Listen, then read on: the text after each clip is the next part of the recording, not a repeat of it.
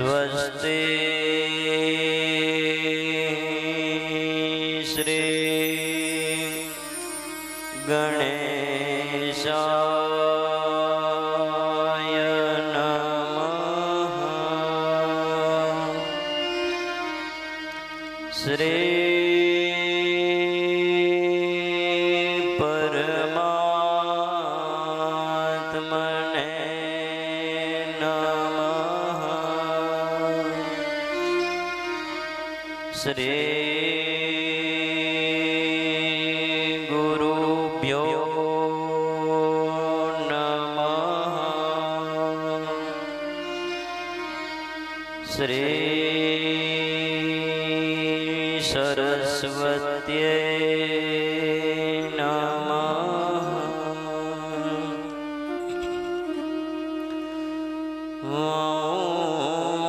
से विभूषितकरां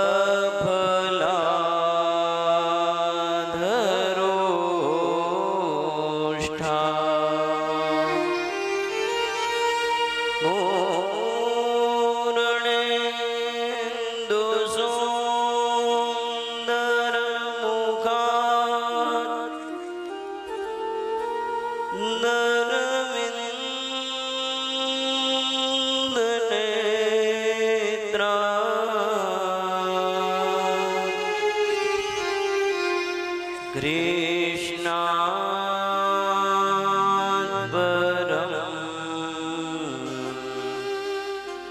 किमपि त्वमहं न जाने।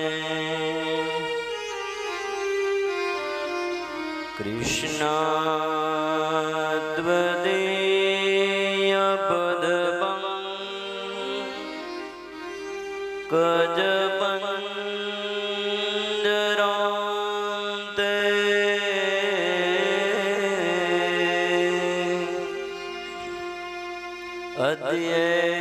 अद्यैव मे विशतु न सराजहंस प्राण प्रयाण समये कपवात पीते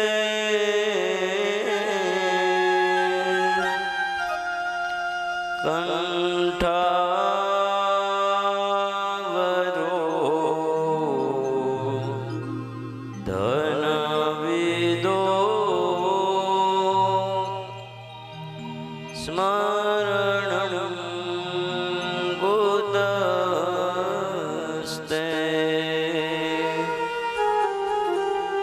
स्मरणं कुतस्ते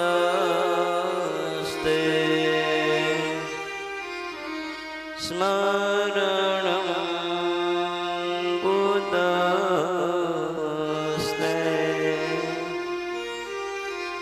बोलो श्री भागवत भगवान की जय।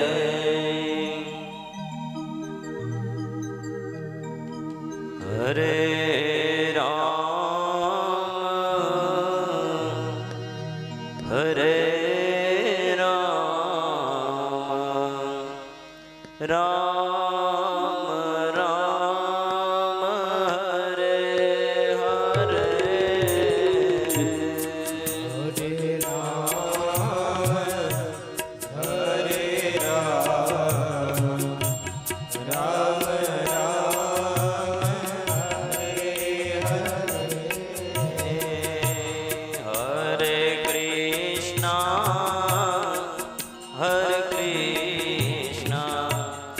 कृष्ण कृष्ण हरे हरे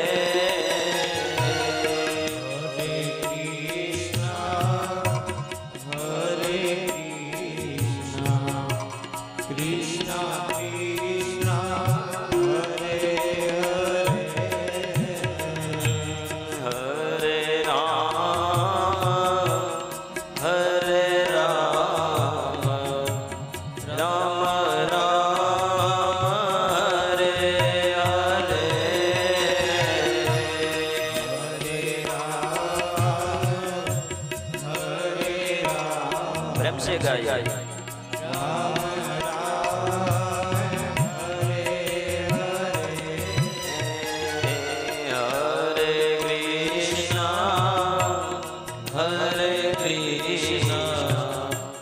कृष्ण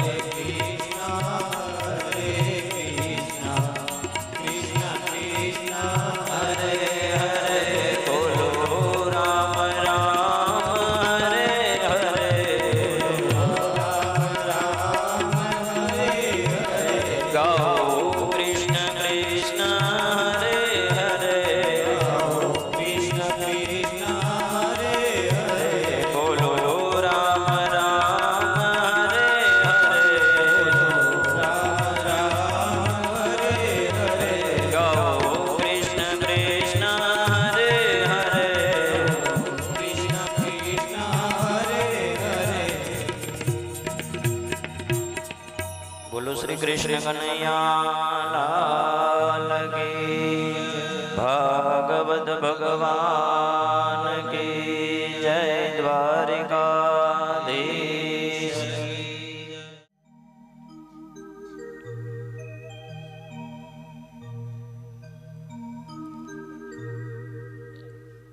भगवान श्री नंदनंदन યશોદાનંદન વ્રજજન રંજન અને એમની કૃપાથી આજે કથાનો ત્રીજો દિવસ અને ત્રીજા દિવસની શરૂઆત કરતા મંગલાચરણની સાથે સ્થાપનની અંદર રહેલા તમામ દેવી દેવતાઓ, વ્યાસપીઠની ઉપર બિરાજમાન સ્વયં વાંગમય સ્વરૂપ ભાગવતજીના ચરણોમાં પ્રણામ, પોથીજી ઉપર બેઠેલા ભૂદેવશ્રીઓના ચરણોમાં પ્રણામ, કલાવૃંદોની અંદર સાધકોના ચરણોની અંદર વંદન અને આપ સૌના હૃદયની અંદર બિરાજમાન ભગવાન શ્રી હરિ પરમાત્માને પ્રણામ. બધાને જય શ્રી કૃષ્ણ. ચા પીને આવ્યા છો ને? જય શ્રી કૃષ્ણ સંભળાણું ને?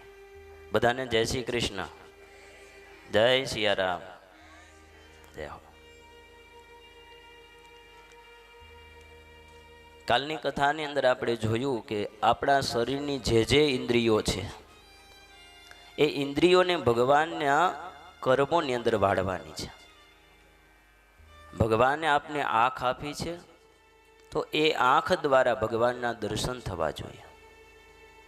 ભગવાને આપને હાથ આપ્યા છે તો હાથ દ્વારા કોઈની સેવા થવી જોઈએ.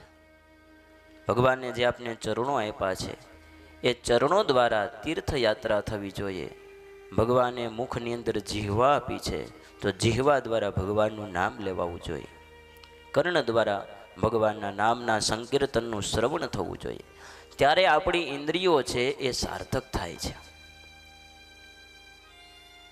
તો આ રીતે જેમ મહિનાની અંદર 2 વખત એકાદશીઓ આવે છે અને એકાદશીના દિવસે આપણે ઉપવાસ રહીએ છીએ. શાસ્ત્ર પ્રમાણે એકાદશીને બાદ કરતા બીજી દરેક તિથિઓનો સરવાળો કરીએ તો 108 આવે છે. એકમ વત્તા બીજ વત્તા ત્રીજ એમ બધાનો સરવાળો કરીએ તો 11ને છોડી અને બીજી દરેક તિથિઓનો સરવાળો કરીએ એટલે 108 આવે. અને માળાની અંદર પારા પણ કેટલા હોય? 108. એ 108 પારાઓની અંદર જ્યારે આપણે આપણી માળા લઈ અને ભગવાનના નામના જપ કરીએ તો એ જપની અંદર જ્યારે મેરું આવે, ફૂલ આવે, ત્યારે શું કરીએ? તો એ માળાને વંદન કરીએ અને આપણે ઊભા થઈએ. બસ એ જ રીતે નિત્ય નૈમિતિક પ્રમાણે એકમ છે, બીજ છે, ત્રીજ છે, આ દિવસોની અંદર તો આપણે ભગવાનનું પૂજન, સ્મરણ, કીર્તન કરતા જ હોઈએ. પરંતુ એકાદશી આવે એટલે એ એકાદશીની અંદર તમામ નિત્યક્રમો છોડી, આપણા કામ વ્યવસાયોને છોડી અને કેવલ ભગવાનનું સ્મરણ કરવું, ભગવાનનું ચિંતન કરવું, એનું નામ એકાદશી છે. જેમ રવિવારના દિવસે આપણે કામકાજ માટે જતા નથી અને એ દિવસ જેમ રજા માટે ફાળવીએ છીએ એમ 11 છે ને એ ભગવાન માટે ફાળવવાનો દિવસ છે. અને એ દિવસને આપણા શરીરની તમામ ઇન્દ્રિયો, 5 જ્ઞાનેન્દ્રિય અને 5 કર્મેન્દ્રિયો અને 11મું મન, આ સર્વસ્વ ભગવાનને સમર્પિત કરવાની ક્રિયા, એટલે એનું નામ છે એકાદશી. હવે તો આ એકાદશી કેવલ નામ માત્ર ને અંદર રહી ગઈ છે. આમ તો 11ની કથા કાલના દિવસની અંદર આવવાની છે. તો એ એકાદશીની અંદર આપણે આપણી જીહવાને જીતવાની વાત એટલે કે એકાદશી બતાવી છે.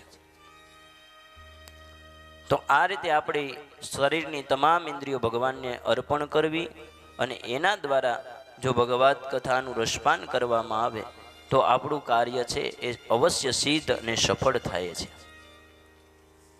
કાલની કથાની અંદર ભગવાન કપિલ દેવનું આપણે પ્રાગટ્યના દર્શન કર્યા અને એ કપિલ મહારાજ યુવાન થઈ અને પોતાની માં દેવહૂતિને સાંખ્ય શાસ્ત્ર યોગ, અષ્ટાંગ યોગનું જ્ઞાન અર્પણ કરે છે. અમુક ભાગવતજીની અંદર પ્રસંગો, આમ તો કીધું એમ કે આની અંદર કોઈ પણ વસ્તુ ત્યાજ્ય નથી કે ભાઈ આ છોડી દે, આ નકામી છે, આમાં બહુ મજા નથી આવતી, એવું નથી. આ ભાગવતજીની અંદર તમામ વસ્તુઓ છે એ બધી ગ્રાહ્ય છે. એ બધી જીવનને માટે કોઈ ના કોઈ રીતે ઉપયોગી બને છે. અને એ ભગવાનની કથા દ્વારા આપણા જીવનનું આમોસ્મિક પરિવર્તન થાય છે. એવી ભગવાનની દિવ્ય કથા છે. અહીં કપિલ મહારાજ છે પોતાની માં દેવહૂતિને સાંખ્ય શાસ્ત્રનું જ્ઞાન અર્પણ કરે છે. થોડુંક હાઈ લેવલની વાત છે આજના દિવસે, અડધી કલાક માટે, પછી પાછા તમને રિલેક્સ કરી દઈશ. શરૂઆતની કથાની અંદર ખૂબ ધ્યાન આપજો, ખૂબ મજા આવશે.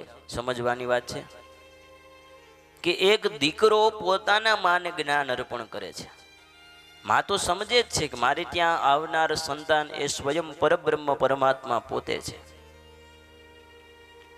જ્યારે કરદમ ઋષિ પોતે પુત્રનો જન્મ થયો અને પોતે સંન્યાસ આશ્રમની અંદર જાય છે, ત્યારે માં દેવહૂતિ આજે પોતાના દીકરાની સામે બે હાથ જોડીને પ્રાર્થના કરે છે કે હે ભગવાન, હવે આ સંસારની અંદરથી મારે કઈ રીતે મુક્તિ મેળવવી એના માટેની તમે મને વાત અને ચર્ચા કરો.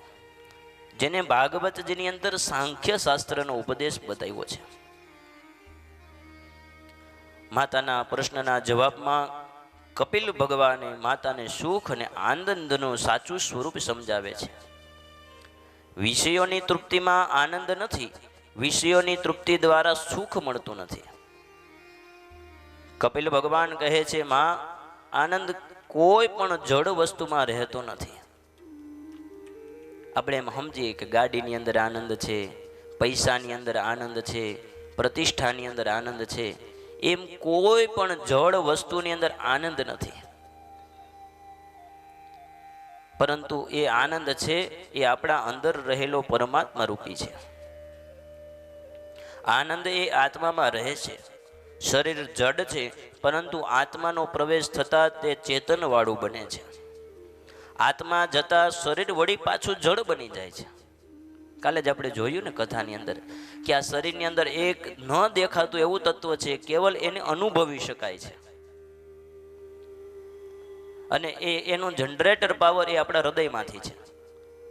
એ હૃદયની અંદર કોઈક એવું તત્વ કામ કરે છે કે એ હૃદયને ધબકાવે છે. અને ધબકારા આપને તેમ લાગતું છે ખાલી હૃદયમાં છે, પણ નહીં, એ ધબકારા આખા શરીરની અંદર રહેલા છે. તમારા આંખની અંદર પણ એ જ હૃદયના ધબકારાઓ દેખાતા હોય છે. તમારા હાથના અંદર પણ એ જ ધબકારાઓ રહેલા છે. એક એક શરીરના અંગની અંદર એ ધબકારાઓ છે. પરંતુ એ બધાની પાવર સપ્લાય ક્યાંથી છે? તો કે હૃદયમાંથી. અને એ હૃદયમાંથી એવું એક તત્વ છે કે જે દેખાતું નથી, એને કેવળ અનુભવવાનું છે. આંખ છે, પણ એની અંદર જોવાની શક્તિ ન હોય તો કઈ કામનું નહીં. એમાં આંખમાં જોવાની શક્તિ છે, શક્તિને આપણે કોઈ પકડી શકીએ? હાથ છે, તો હાથની અંદર કામ કરવાની શક્તિ છે, ત્યારે હાથ કામ કરે છે. પરંતુ એ શક્તિને તમે હું ઓળખી નહીં શકીએ, એનું કેવલ અનુભવ કરવાનો છે. બસ એ જ રીતે આપણું આ શરીર છે ને, એ જડ છે, પણ એની અંદર સ્વયં પરમાત્મા પોતે આત્મા રૂપી આવીને બિરાજમાન થયા, એટલે શરીર હાલતું ચાલતું થાય છે. એક સમયે આ જ આત્મા શરીરમાંથી નીકળી જાય એટલે ફરીથી આ શરીર છે એ જડ બની જાય છે. એટલા માટે શરીરની અંદર તમામ સુખ છે એ ભોગવીએ છે ને, તો એની અંદરથી આનંદ મળતો નથી. શરીર પણ જડ બને છે. જગતના સ્થૂળ વિષયો સાથે આત્માનો કોઈ સંબંધ નથી, તેની સાથે શરીરને સંબંધ છે. આથી શરીરનો આનંદ એ આનંદ નથી, આત્માનો આનંદ એ જ સાચો આનંદ છે. જો શરણમાં આનંદ કે શરીરમાં આનંદ કે સુખ રહે તો પ્રાણ નીકળી ગયા પછી પણ તેમાં સુખ હોવું જોઈએ. પરંતુ આત્મા નીકળી જાય પછી શરીરમાં સુખ રહેતું નથી. એમ દરેક પદાર્થોની અંદર આપણે સુખને ગોતીએ, પણ ક્યાંય કોઈ પદાર્થની અંદર સુખ છે નહીં. સુખ આપણા હૃદયમાં છે. એક્ઝામ્પલ, જમવા માટે ભોજનની થાળી તૈયાર કરી અને જમવાની અંદર આપને ભાવતી વાનગીઓ હોય અને એ વાનગીની અંદર આપણી થાળીની અંદર એ વાનગી આવે તો એ જોઈને આપણે આનંદિત થઈ. પણ એ જ લાઈનની અંદર બેઠેલા બીજા પાંચમા વ્યક્તિને એ વાનગી ભાવતી નથી, તો એને આનંદ આવશે? જો વાનગીની અંદર આનંદ હશે તો બધાને એક સરખો આવવો જોઈએ ને, પણ વાનગીમાં આનંદ છે નહીં. એ આનંદ ક્યાં છે? તો કે આપણી અંદર છે. એ આનંદને આપણી અંદર શોધવાની ક્રિયા એ પરમાત્માનું ચિંતન બતાવ્યું છે. એક શેઠજી, એ શેઠજી પોતાનો વ્યાપાર કરતા કરતા એમના જીવનની અંદર એક સારો એવો દિવસ આવ્યો, અને એ ઉત્તમ દિવસની અંદર એ શેઠજી પોતાની શેઠાણીને એમ કહે છે કે હે દેવી, આજે જમવાની અંદર એક કામ કરો ને, આજે આવો ખૂબ સારો દિવસ છે તો જમવામાં માલપુવા ને દૂધ પાક ને આ બધું બનાવો, આપણે બપોરે ભજન અને ભોજન સાથે કરીશું. શેઠાણીને કહ્યું અને શેઠાણી બધી વાનગીઓ બનવા માટે તૈયાર થઈ ગઈ. બપોરના 12 વાગે શેઠજીને બોલાવી અને ભોજનની થાળીની અંદર બધી રસોઈ પીરસાણી છે, માલપુવા છે, દૂધપાક છે. અને એ જોઈને શેઠજીના મોઢાની અંદર પાણી આવવા લાગ્યા, જીભ પ્રસરવા લાગી. એ જ્યાં થાળીને જોઈ રહ્યા છે, થાળીના અન્નને જોઈને જેટલા આનંદિત થાય છે, એવામાં થોડાક સમયની અંદર પોતાના પેઢીનો એક મુનિમ આવીને એમ કે શેઠજી, આપણી પેઢી તૂટી ગઈ છે, હવે લેણ દાણો બધા અહીંયા ઊભા ઊભા આપણી રાહ જોવે છે. અને એ જ ભોજનની થાળી જે શેઠજીને ભાવતી હતી, પછી એમાં એને સ્વાદ દેખાશે?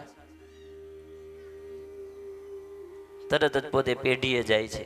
કહેવાનું તાત્પર્ય એ કે જે ભૌતિક સુખોની અંદર આપણે આનંદને ભોગવીએ છીએ, જોઈએ છીએ, એ ખરેખર આનંદ નથી, એ દુઃખ છે. તારા ઘટમાં પિયુષ બિરાજે, અંતર પટ જો ખોલી હૃદયમાં વસ્તુ છે.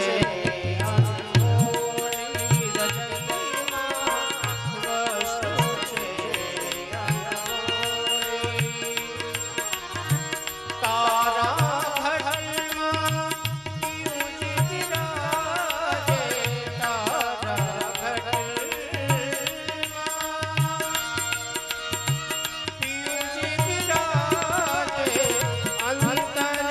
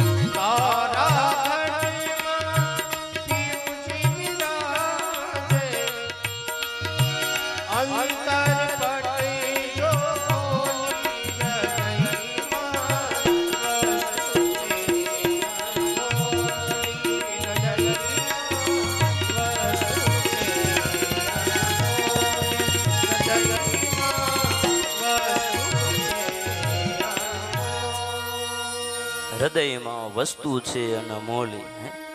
હૃદયમાં ભગવાને એવી એક વસ્તુ આપી છે કે જેના દ્વારા આ બધું આપણે જોઈ શકીએ છીએ, નિરખી શકીએ છીએ, એનો અનુભવ કરી શકીએ છીએ. ભગવાને કેટલું બધું આપણા જીવનને માટે થઈને આપને આપ્યું છે. પૃથ્વી પવનને પાવણી ભગવાન તે આપ્યું ઉલટ આણી. 3 વસ્તુ ભગવાને એવી આપી છે, એના કોઈ પણ જાતના બિલ આપણા જીવનની અંદર નથી નાખ્યા. જો એના બિલ આવવા માંડે ને તો આ નાના નાના બિલના પણ આપણે છેડા ફેરવી નાખતા હોય કોઈના મીટરમાં, તો ઓલા બિલ આવે એનું શું થાય?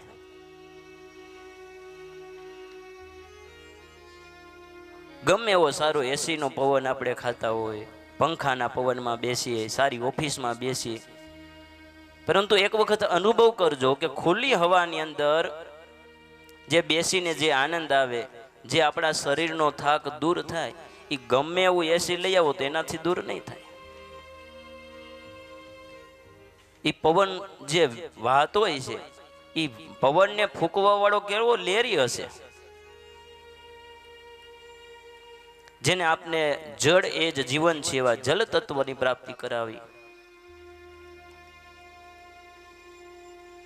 એ જળ આપનાર એ પરમાત્મા પોતે કેવો હશે, આટલા બધાને પૂરું પારનાર. એક કલ્પના તો કરો,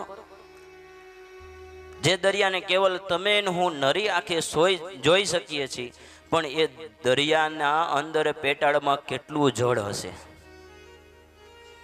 કેટલા એની અંદર અમૂલ્ય રત્નો હશે.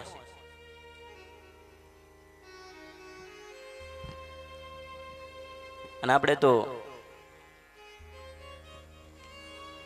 કવિ કહી ગયા છે, ભક્ત પંડિત કહી ગયા છે કે જ્યારે આ પૃથ્વીનો લય થવાનો હશે અને એનો જ્યારે અંત આવવાનો હશે ને, ત્યારે એ જ દરિયાની અંદર રહેલા હીરા મોતી જવેરાતો તો એ પેટાળમાં પડ્યા રહેશે, પણ એ દરિયાનું જળ એટલું બધું વધશે, અને જળ વધતા વધતા એ આપણા જુનાગઢની અંદર ગિરનારની ઉપર બેઠેલી માં ભગવતી અંબા, અને એને જઈને જો ચુંદડી ચડાવશે એટલે ત્યારે સમજો કે આ બધું નજીક આવી ગયું છે. એ આગમવાડી કરનાર એ કેવા સિદ્ધ હશે. ઘણા ખરા માણસો સિદ્ધિની પાછળ દોડે છે. મહાપુરુષો ઘણા ખરા એવા છે કે મારે સિદ્ધિ જોઈએ છે, જળની ઉપર તળવા માટેની સિદ્ધિ મેળવવા માટે, અથવા કોઈને હું આમ કહું ને એનું બધું સત્ય થાય એવી સિદ્ધિ પાછળ માણસ દોડે છે. ત્યારે અહીંયા દેવહૂતિ ભગવાન કપિલને કહે છે કે હે ભગવાન, આમાં કેવા માણસને મારે સિદ્ધ પુરુષ જાણવા કે શ્રેષ્ઠ પુરુષ માનવા? ત્યારે ભગવાન કપિલ કહે છે કે હે માતા, જે વ્યક્તિઓ સિદ્ધિની પાછળ દોડે છે ને, એ પોતાના જીવનની અંદર કેવલ સિદ્ધિને જ પ્રાપ્ત કરે છે, બીજાના કોઈની પાસેથી કઈ લેવાનું આશા કે તૃષ્ણા એની પાસે રહેતી નથી. પરંતુ જે ભગવાનનો દાસ અને ભગવાનનો ભક્ત છે ને, એના ચરણોમાં સિદ્ધિ છે. સાચી સિદ્ધિ તો ભગવાનના ભક્તના ચરણમાં છે. સિદ્ધિ મેળવવાની ન હોય, સિદ્ધિ માટે થઈને કઈ જીવન પસાર ન કરવાનું હોય. એક ભગવાનનો લાડીલો ભક્ત, અને એ ભક્ત એટલું બધું ભગવાનની અંદર દૃઢ શ્રદ્ધા, અને શ્રદ્ધા દ્વારા ભગવાનને પોતાના હૃદયની અંદર સાક્ષાત એમના દર્શન કરે. ભગવાનને બોલાવે ત્યારે ભગવાન એના કામ કરવા માટે આવે. પણ કેવલ આ ભક્ત એટલો દયાળુ કે ભગવાનને કોઈ કામ માટે નહીં બોલાવે, કેવલ ભગવાનના દર્શન કરવા માટે બોલાવે. પોતાના ઘરની અંદર બેઠો બેઠો સાધના કર્યા રાખે, જપ તપ કર્યા રાખે.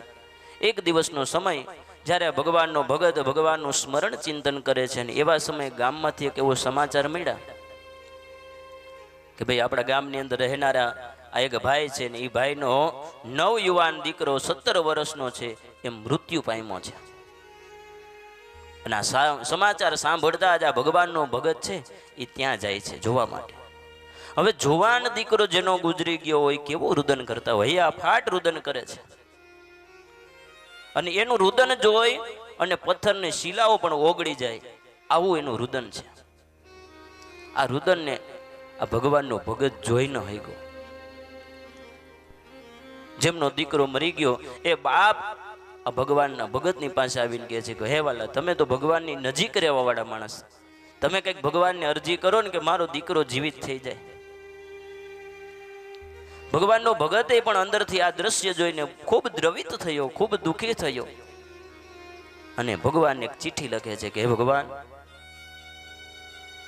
મારા ભજન અને કીર્તન ને મારી સેવાથી તો તમે મારી ઉપર રાજી હો તો આમનો દીકરો સજીવન થઈ જાય એવી ભગવાન તમે કૃપા કરો. ભગવાને એની પ્રાર્થનાનો સ્વીકાર કરી અંતરનાદની અંદર એવો અવાજ ભગવાને ફેલાવ્યો કે જા તું દીકરાને કે ઊભો થઈ જાય એટલે ઊભો થઈ જશે.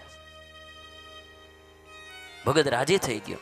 ભગત જઈ અને જે દીકરાનું અવસાન થયું હતું, એમનો જ્યાં શબ પડ્યું હતું, એ શબની પાસે જઈ અને કીધું કે હાલ બચ્ચા ઊભો થઈ જા ભાઈ, તને મૃત્યુ નથી આવ્યો, તું તો ખાલી મૂર્છામાં છો, ઊભો થઈ જા. એમ જ્યાં કીધું તો દીકરો હાચા હાચ ઊભો થઈ ગયો. આખું ગામ એ ભગવાનના ભગતને પગે લાગવા લાગ્યું. ભગતને એમ થવા માંડ્યું કે હવે સિદ્ધિ વળી ગઈ છે, મને સિદ્ધિ મારી નજીક આવી ગઈ છે. જોજો, જે ભગવાનનો ભગત ભગવાનની જેટલો નજીક હતો, ભગવાનના ભજન કીર્તનથી, ભગવાનના સ્મરણ સેવા પૂજાથી હવે એને સિદ્ધિ પ્રાપ્ત થઈ, એવું ક્યાં ક્યાંક અંકુરિત બીજ ફૂટવા લાગ્યું. ગામજનોને પગે લાગવા લાગ્યા. એ ઘરે જાય તો ઘરની અંદર એટલી બધી ભીડ હોય, બધા સેવકો એના દર્શન કરવા માટે આવે, દરેક શિષ્યો બનવા લાગ્યા. દરેક પોતાના દુઃખો લઈને ભગવાનના ભગતની પાસે આવે.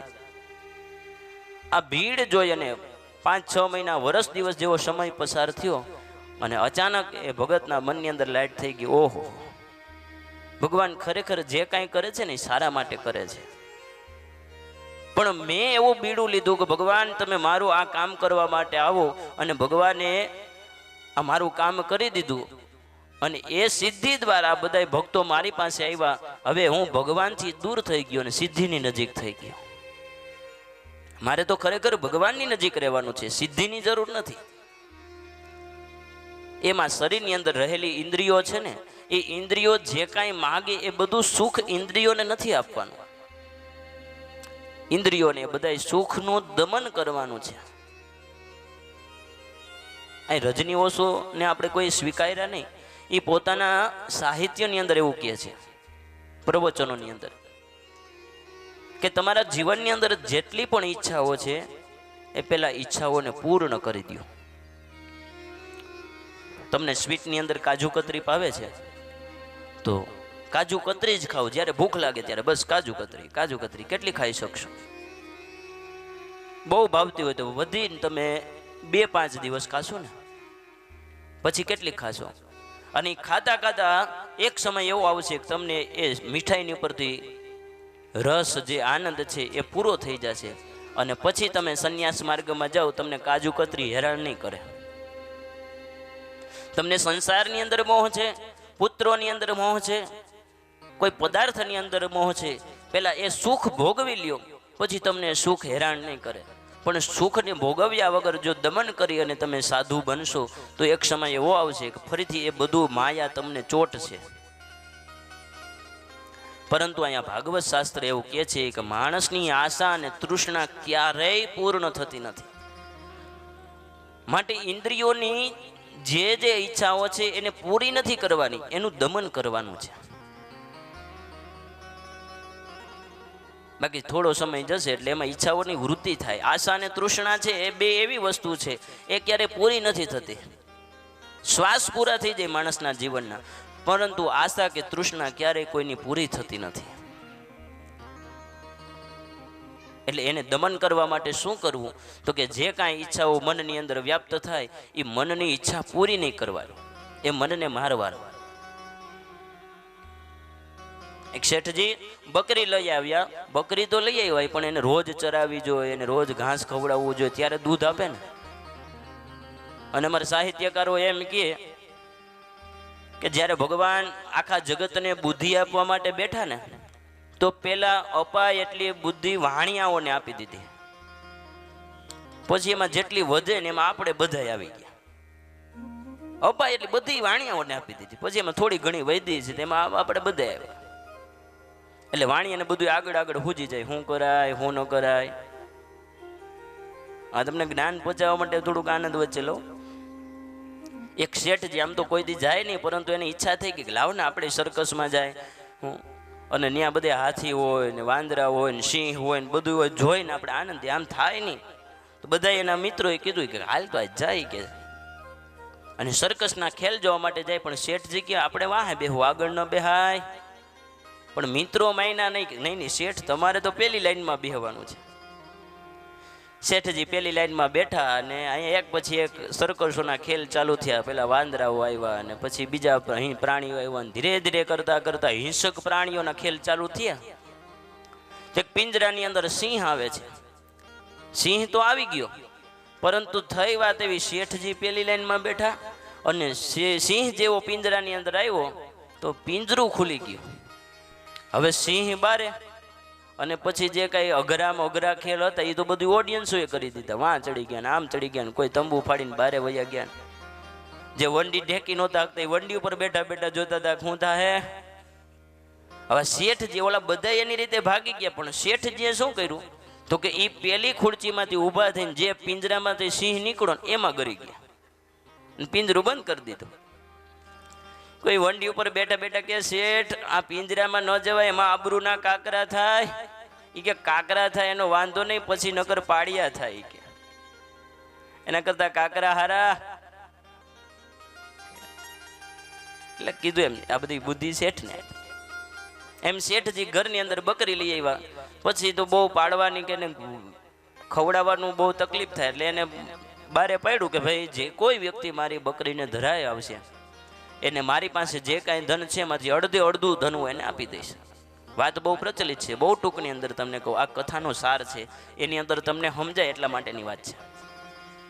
પછી રોજ એક દિવસે કોઈ જાય ને બકરીને ખવડાવે લીલું ઘાસ ને, પાછા ઘરે આવીને શેઠજી ચકાશે, લીલો ઘાસનો પૂરો મૂકે ને બકરી ખાવા લાગે. આવું રોજનું થઈ ગયું. કોઈને પૈસા આપે નહીં, કારણ કે બકરીની એવી ટેવ હોય કે ગમે એટલું બારે ચરી આવે પણ ઘરે આવીને લીલું જોવે એટલે મોઢું મૂકે જેમાં. એક દિવસ, 2 દિવસ, 5 દિવસ, મહિનો, 2 મહિના, એમાં એક ખેડૂતના મનની અંદર મગજમાં ચડી ગયું કે આ મળું શેઠજી રોજ આમ કરે છે. અને પાવડાનો હાથો ખંભે મૂકી અને ગયા શેઠજીને કે બોલો શેઠજી બકરીને ધરાવવાની? કે હા ધરાવવાની. આ બાંધી કે લઈ જા. અને બકરીને લઈ જાય. જેવું બકરી લીલા ઘાસની અંદર મોઢું મૂકે એ બેરો 1 લાકડી મારે. આમ કરતા કરતા બપોરના 12:30 વાગ્યા ને ત્યાં તો બકરીનું મોઢું હોજીન દડા જેવું થઈ ગયું. જેવું મોઢું મૂકે એ ભેરી લાકડી મારે. પછી તો બકરીના મનમાં બીક કરી ગઈ કે આમાં ભાઈ ઊભા છે હાથાવાળા, ત્યાં સુધી આ કાંઈ કરાય. 12:30 થયા એટલે આ ખેડૂત બકરીને લઈને શેઠજીના ઘરે આવ્યો. લ્યો શેઠજી તમારી બકરી ધરાઈ ગઈ. હોય નહીં કે કોઈ હાંજ સુધી લઈને જાય છે તો આ ધરાતી નથી ને ભાઈ તું બપોર સુધી. મેં કે હા ધરાઈ ગઈ, કે તમે ચેક કરી લ્યો. કે અને ભાઈ આ બાજુમાં હાથો લઈને ઊભો ને શેઠજીએ લીલા ઘાસનો પૂરો નાખ્યો, પણ એ બકરી થોડુંક મોઢું મારે. આ પાવડોના હાથો બાજુમાં હતો. એમાં શેઠજી અડધું ધન એને આપવું પડ્યું. એટલે કહેવાનું તાત્પર્ય કે બકરીને ખબર પડી ગઈ કે હવે આમાં કાંઈ થાય એમ છે નહીં. એમ જ્યારે પણ આપણી વિષયો ઇન્દ્રિયો કંઈક વિષય ભોગવવા માટે તૈયાર થાય ને ત્યારે એને મૃત્યુના ભયની લાકડી મારવી, અથવા તો વિવેકના ભયની લાકડી મારો. ધીરે ધીરે કરતા કરતી બધી આશાઓ પૂરી થઈ જશે, એનું દમન થઈ જશે. માટે જે પોતાની ઈચ્છાઓનું દમન કરે છે એનું નામ સાધુ પુરુષ છે. સાધુ પુરુષના લક્ષણો છે કે એ સાધુ પુરુષોની અંદર તિતિક્ષા હોવી જોઈએ, સાયુજ્યતા હોવી જોઈએ, નિત્યપણું હોવું જોઈએ. તિતિક્ષા મેન સાધુની અંદર તિતિક્ષા બતાવી છે. તિતિક્ષવ કિમ કરોતિ પાપ. જે સંતની અંદર સહનશીલતા નથી, તિતિક્ષા એટલે કે શાંતિ નથી, એને સંત નથી કહેતા. દ્રષ્ટાંત બહુ પ્રચલિત. એ નદીના કાંઠે એક ધોબી પોતે કપડાં ધોવે અને બાજુની અંદર સંત સ્નાન કરવા માટે જાય. સંતે જોયું કે એ નદીના જળની અંદર વીછી છે, તણાય છે. એટલે સંત છે એ વીછીને બારે લેવા માટે જાય અને વીછી સંતને ડંખ મારે. પાછો હાથમાંથી વીછી પડી જાય. ફરીથી એ જેરી એને લેવા માટે પાછો હાથ ફેલાવે. ઓલો ધોબી કપડાં ધોતો કે ભાઈ સંત તમે આ શું કરો છો? કે તમને આટલી બધી વાર એ ડંખ મારે છે, તો પછી તમે એને હું કામ બચાવો છો? ત્યારે સાધુએ એમ કીધું કે ડંખ મારવો એનો સ્વભાવ છે અને વીછીને બતાવવો એ મારો સ્વભાવ છે. એમ સંત ક્યારે પોતાનો સ્વભાવ ચૂકે નહીં. આવા પુરુષને તિતિક્ષવ છે અને આવા તિતિક્ષાપૂર્ણ વ્યક્તિઓને સાધુ કીધા છે.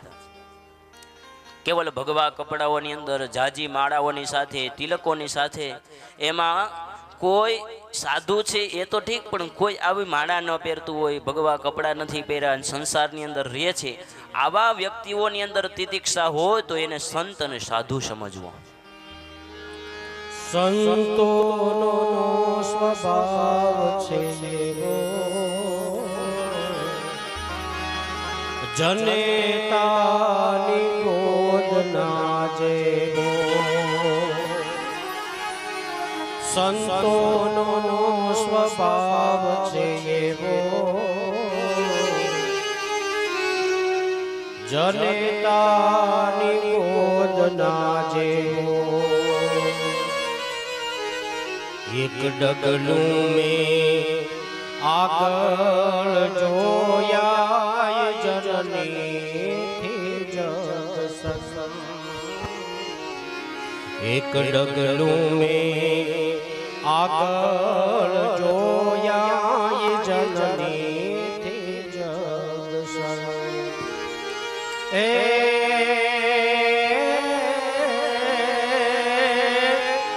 માત સુવાડે સંત જગાડે, પછી ભેળવી દે ભગવાન. સંતોનો સ્વભાવ છે એવો રે, જનેતાની ગોદના જેવો. સંતોનો સ્વભાવ છે એવો, જનેતાની ગોદના જેવો. સંતોનો સ્વભાવ છે એવો, જનેતાની ગોદના જેવો. અને એની આગળ જતા એવું કીધું કે એક ડગલું મેં આગળ જોયા જનનીથી જગ સંત. શું કામે? તો કે માત સુવડાવે અને સંત જગાડે, ભેળવી દે ભગવાન. સંતનો સ્વભાવ છે એવો, જનેતાની ગોદના જેવો.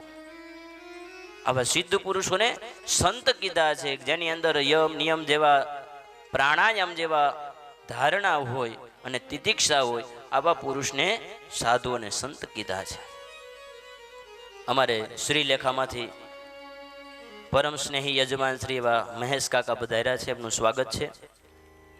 અહીંયા કપિલ ભગવાન એ પોતાની માં દેવહૂતિને અષ્ટાંગ યોગનું જ્ઞાન અર્પણ કરાવે છે.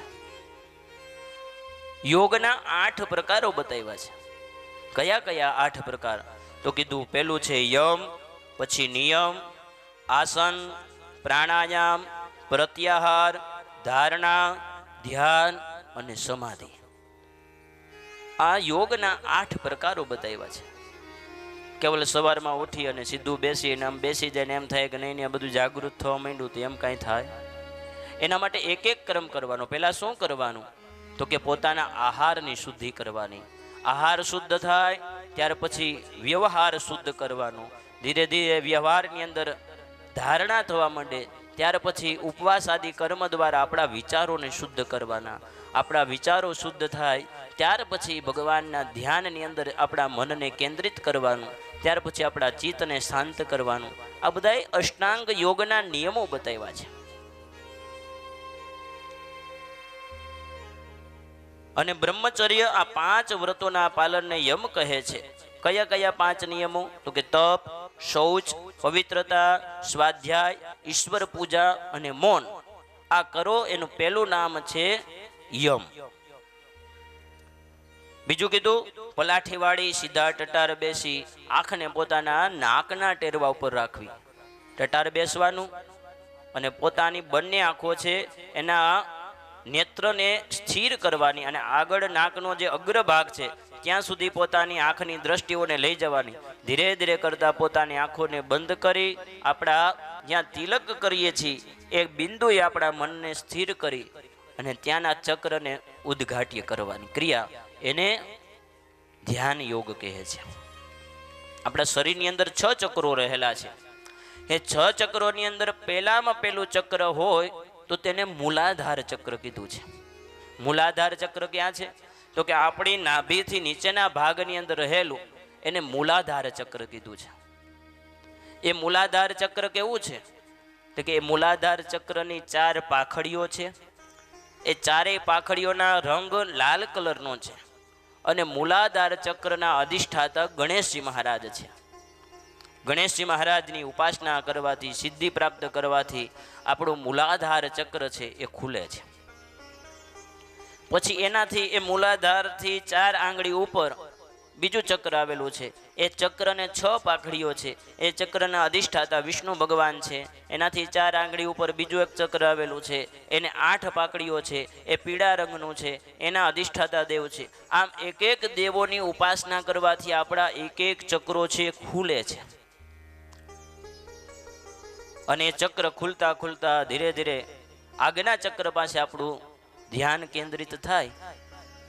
હવેની જે રમત છે ને એ હવેની સાચી છે.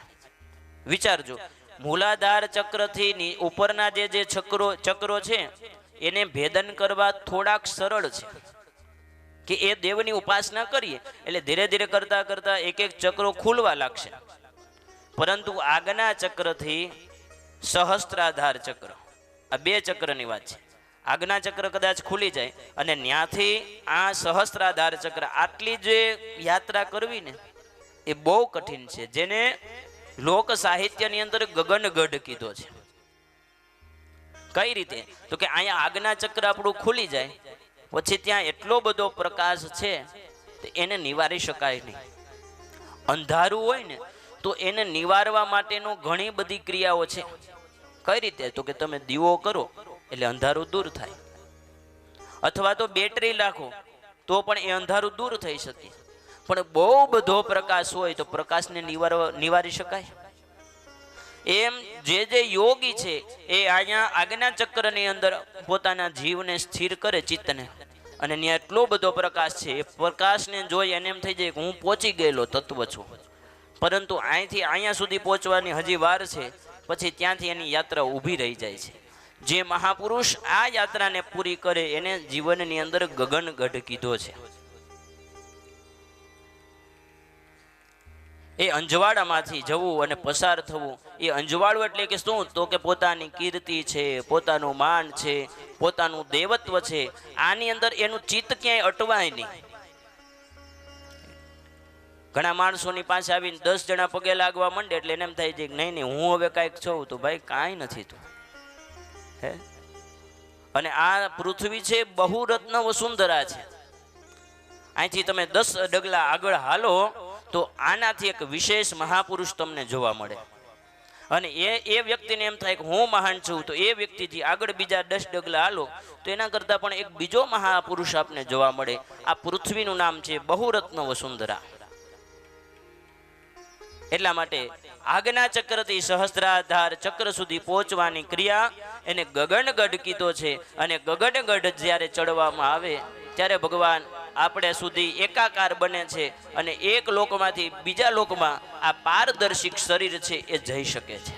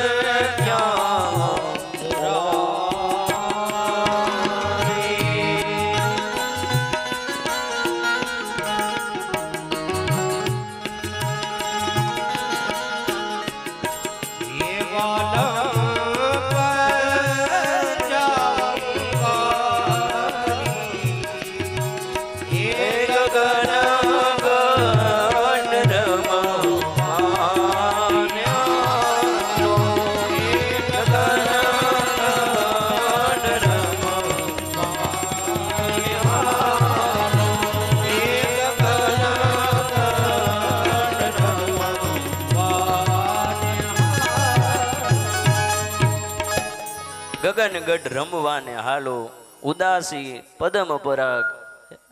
આવા ગગનગઢને રમવાની વાત કીધી છે. અને ગગનગઢ એક સાહિત્યની અંદર ભજનનો ભાગ છે. અને ભજનની અંદર સામાન્ય એક ભગવાનના અભણ ભક્તએ આ ગગનગઢની વાત કરી, જેના યોગની અંદર કદાચ આપણે ન સમજી શકીએ કે કઈ રીતે આપણા આ સાતે સાત ચક્રોનું ભેદન કરવું, પરંતુ સામાન્ય ભજનની અંદર આપણે સમજાવવામાં આવ્યું કે અહીંયા સુધીની યાત્રાની અંદર આપણે જઈએ તો એને શાસ્ત્રની અંદર ગગનગઢ કીધો છે. જો તું લાંબા અને ઊંડા શ્વાસ દ્વારા પ્રાણને જીતવો, તેનું નામ છે પ્રાણાયામ.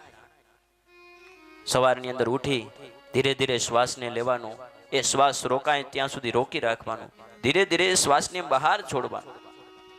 જેટલો શ્વાસને તમે જીતશો એટલો તમારો પ્રાણાયામ છે એ દ્રઢ અને મજબૂત થશે.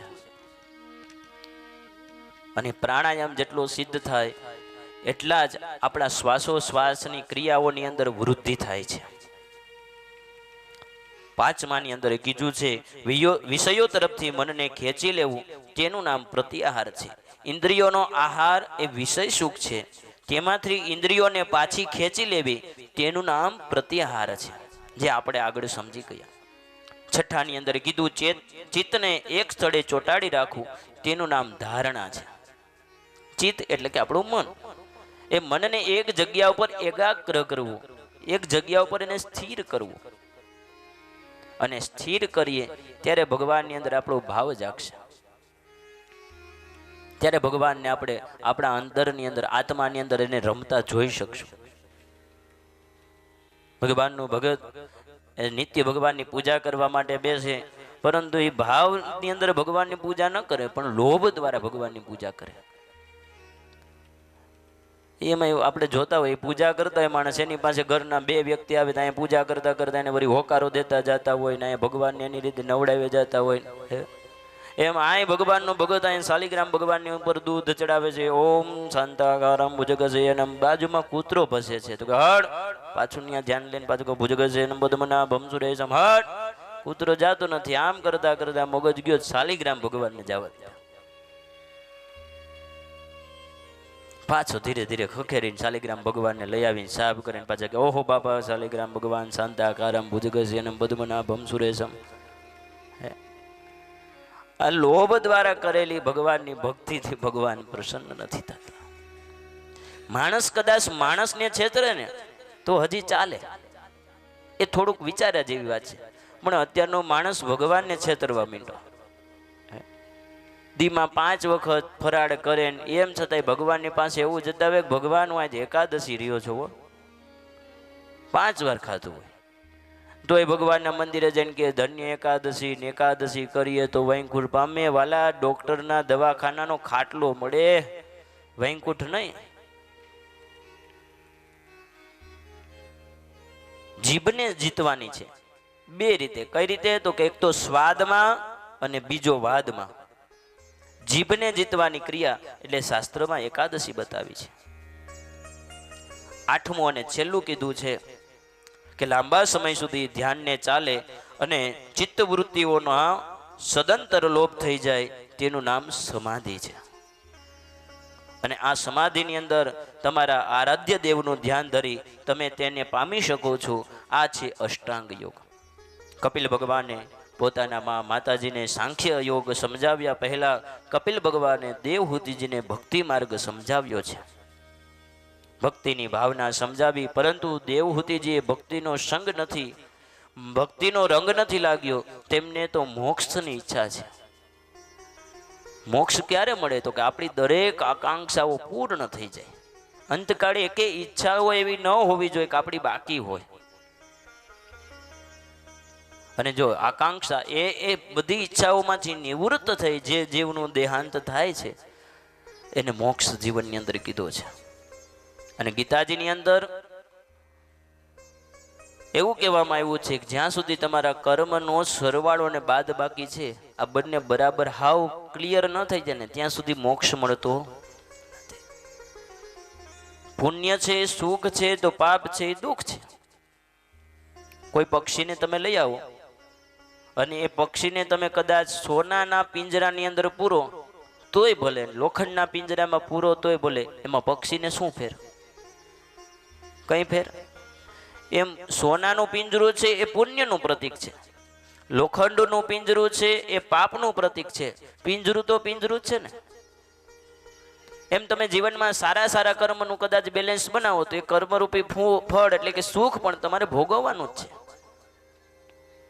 ખરાબ કર્મ કરીએ, ખરાબ કર્મરૂપી પાપ, અને પાપ એ દુઃખ છે, એ દુઃખ પણ સ્વતંત્ર તમારે ભોગવવાનું છે. એમાં સરવાળો કે બાદ બાકી પાછી ન આવે વાલા. ઘણા ખરા વ્યક્તિઓ 5 પુણ્ય કરે ને 2 પાપ કરે, પછી પાછી ડાયરીમાં હિસાબ હોય કે ભાઈ 2 પાપ થઈ ગયા છે ને, કાંઈ વાંધો નહીં, 5 પુણ્ય તો આપણું જમા છે, હજી 3નો સરવાળો બાકી છે. તો આમાં કાંઈ સરવાળો બાદ બાકી આવે નહીં. તમે 5 પુણ્ય કરો તો 5 પુણ્ય પણ તમારે સ્વતંત્ર ભોગવવાના છે, અને 2 પાપ કરો તો 2 પાપ પણ તમારે સ્વતંત્ર ભોગવવાના છે. ઘણા ખરા વ્યક્તિઓને જોઈએ તો એના જીવનનો દસકો હોય, એ દસકો પૂરો થઈ જાય એટલે અચાનક જ્યાં ઊંચે સુધી પહોંચી જાય, કદાચ એ દસકો પૂરો થઈ જાય તો અચાનક પોતે એનું જીવન નીચે સુધી આવી જાય. કેમ? તો કે પોતાના કર્મનું બેલેન્સ છે ત્યાં પૂરું થઈ ગયું. અને પછી વિચારીને એવું જાય કે ભાઈ આવું કોકની પાસે જોવડાવવા જાય કે કેમ થયું, શનિની પનોતીમાં બધું વયું ગયું, કેમ થયું, પાડોશીની નજર લાગી ગઈ છે, 4 રસ્તામાં પગ પડી ગયો છે, વાલે ક્યાંય પગ નથી પડ્યો પણ તારું બેલેન્સ પૂરું થઈ ગયું, રિચાર્જ કર હવે ને. આ કર્મની ગતિ ન્યારી છે. આમ કપિલ ભગવાને માં ભગવતી દેવહૂતિને સાંખ્ય શાસ્ત્રનો ઉપદેશ આપ્યો છે કે એમાં આવા સંતોનો તમારે સહારો લેવો. તમારા જીવનની અંદર આ અષ્ટાંગ યોગ બતાવ્યો છે, યમ, નિયમ, ધ્યાન, ધારણા, પ્રાણાયામ, સમાધિ. આના દ્વારા તમારા મનને એકાગ્ર અને ચિત્તને સ્થિર કરી ભગવાનની અંદર લગાડવું, અને ભક્તિ સાથે તમારા જીવનનો એકાકાર પ્રભુની સાથે થશે એટલે તમારા દેહનો ઉદ્ધાર થશે.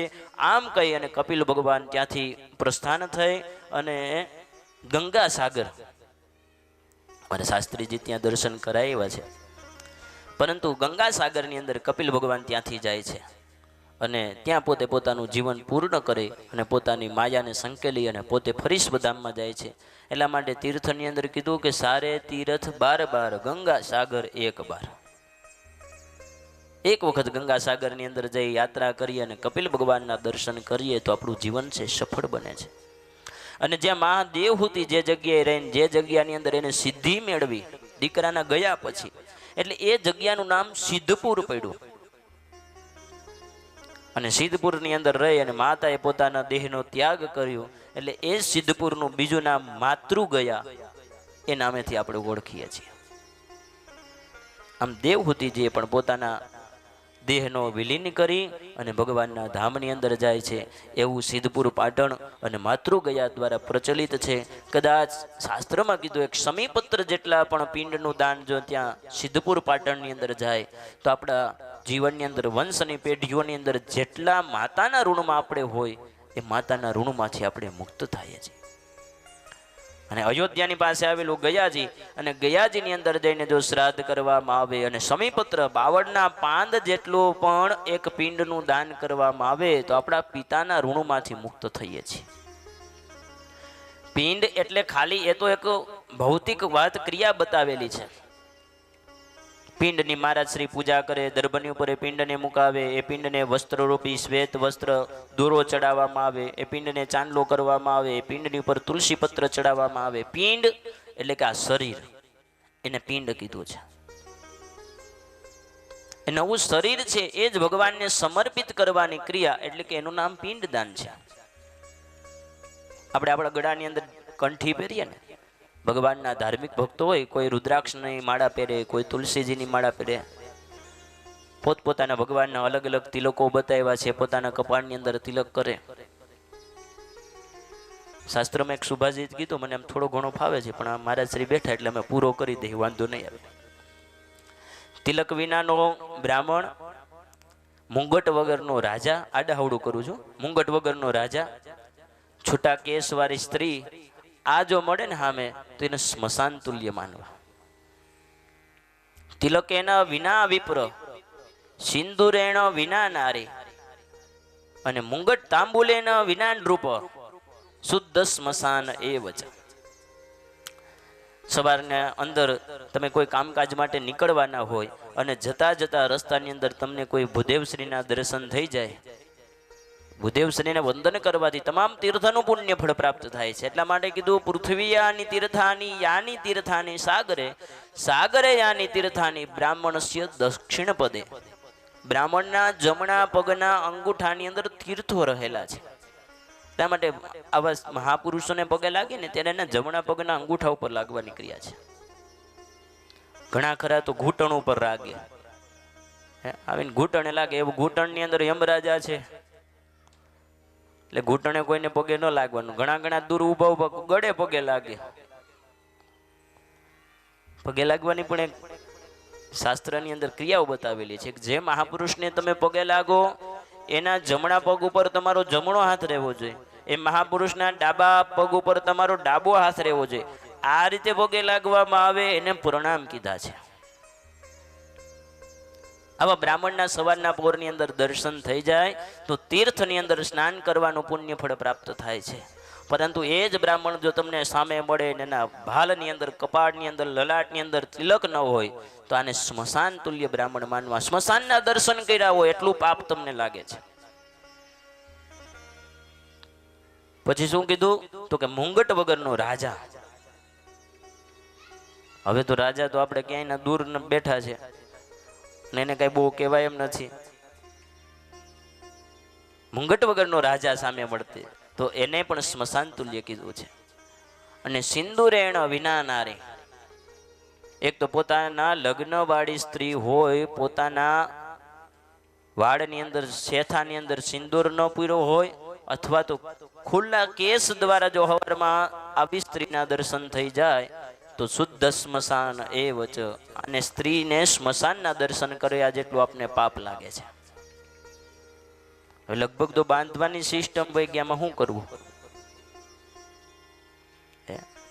અને હા ઓલું શું કે છે તો એને ગોતવા જવું પડે છે કે નહીં.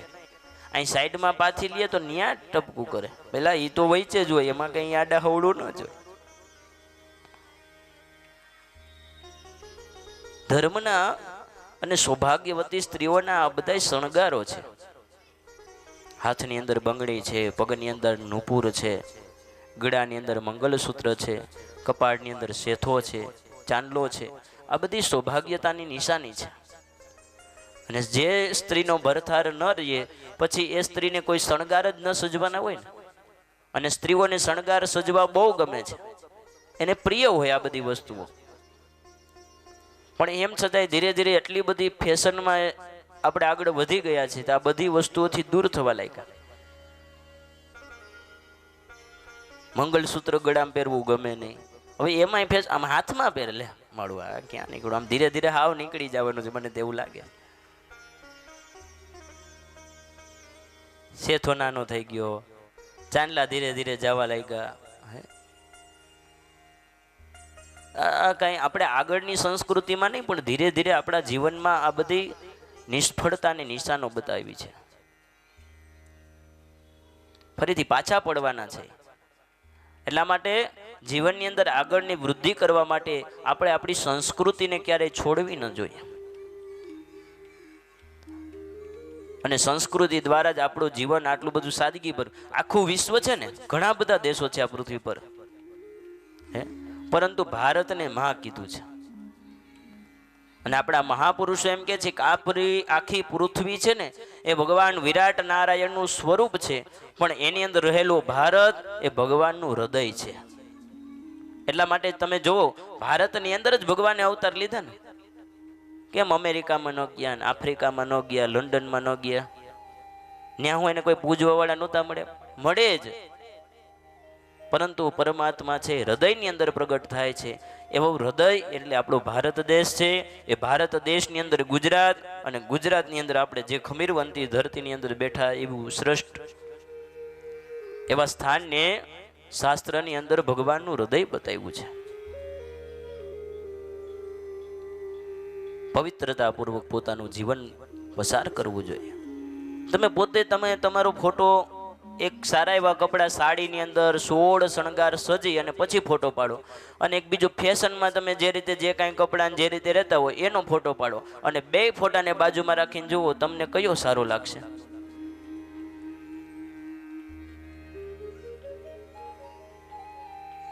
માટે સૌભાગ્યપૂર્ણ પોતાનું જીવન જીવવું જોઈએ.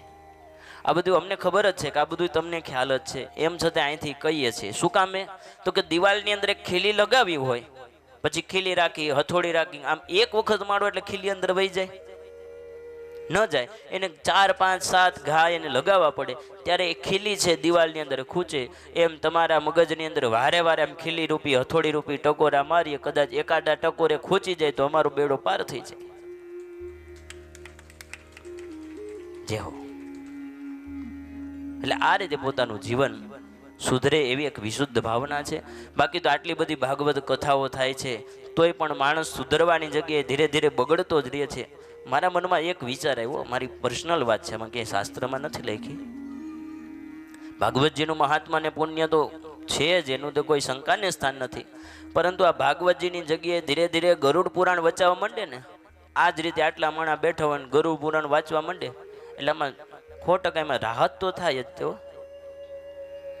કારણ કે એમાં જે રૌરવ નામનું નરક કીધું છે, અંધતામિશ્ર નામના નરકની વાત કરી છે, એમાં જઈને પછી જે વેદના સહન કરવી પડે ને વાલા, એના કરતાં આઈની ઠંડીમાં મંડપમાં બેસીને આપણે સારું જીવન પસાર કરીએ, ખૂબ શ્રેષ્ઠ વાત છે. અમારા ગુરુદેવ ભગવાન એમ કે, અમે બ્રાહ્મણો કાલે અમારે કથા પૂરી થઈને પછી વાત થઈ કે કદાચ આમાં મંત્રોની અંદર અશુદ્ધિ હોય ને તો એનું ખરાબ ફળ મળે. મારા ગુરુદેવ ભગવાન એમ કે એ મંત્રને તમારે સ્પષ્ટ બોલતા શીખો. કેમ? તો કે તમારો નાતો સ્વયં કોઈ યજમાન સાથે નથી, ડાયરેક્ટ ભગવાનની સાથે છે. અને એમાં ક્યાંય પણ ક્ષણની ભૂલ થાય, એક લીટાની ભૂલ થાય તો એનો અર્થનો અનર્થ થાય છે. તો એ ફળ યજમાનને ભોગવવાનું નથી, એ ફળ તમારે ભોગવવાનું છે. કેમ? તો કે યજમાન તો દક્ષિણા આપીને મુક્ત થઈ જશે. અને વાલા તમે એનાથી ધીરે ધીરે ભગવાનથી તમે અભયત્વની પ્રાપ્તિ કરો, ડરતા દૂર થઈ જાઓ. અને પછી કીધું એમ કે રૌરવ નામના નરકની ગરમી સહન કરવી પડે, ના કરતા વાલા અહીંયા જ સારી રીતે તમે જીવન જીવો.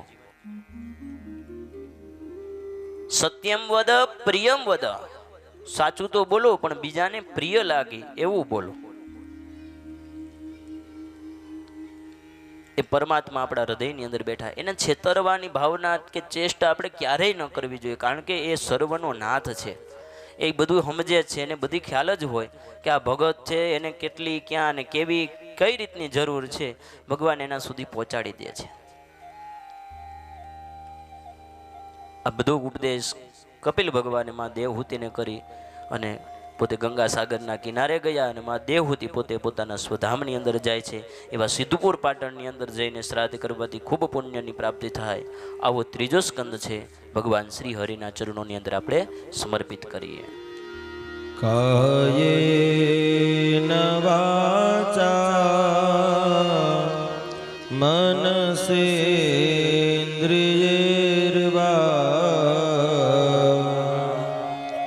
બુદ્ધ્યાત્મના વા પ્રકૃતિ સ્વભાવા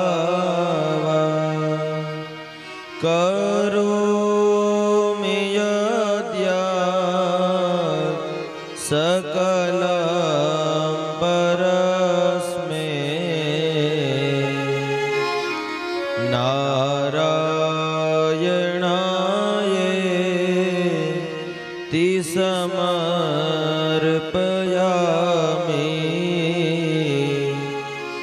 નારાયણાયેતિ સમર્પયામિ.